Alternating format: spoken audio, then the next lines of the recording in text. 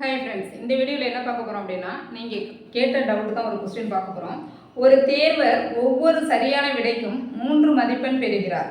தவறான விடையளித்தால் 1 மதிப்பெண் இழக்கிறார்.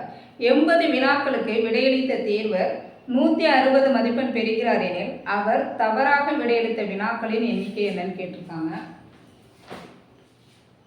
இப்போ இந்த இடத்துல நீங்கள் கவனிக்க வேண்டியது என்ன அப்படின்னா, அவங்க சரியான விடைக்கு 3 மதிப்பெண், தவறான விடைக்கு 1 மதிப்பெண் மைனஸ் பண்ணுறாங்க.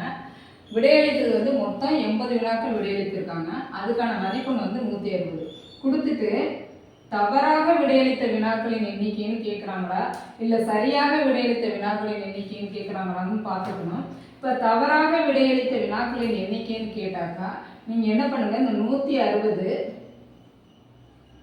மைனஸ் தவறுனா மைனஸ் கொடுக்கணும், -80 பை இந்த 3 மதிப்பெண் இந்த 1 மதிப்பெண் லாஸ் பண்ணுறாங்க இல்லையா, அது ரெண்டையும் கூட்டிக்கிங்க. 3 + 1 160 80 விதனா 80/4.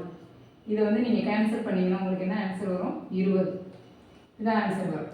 இன்கேஸ் இந்த இடத்துல சரியாக விடையளித்த வினாக்களின் எண்ணிக்கைன்னு கேட்டாக்கா என்ன பண்ணணும்னா 160 + 80 கொடுத்து /4 கொடுக்கணும். அதாவது 3 + 1.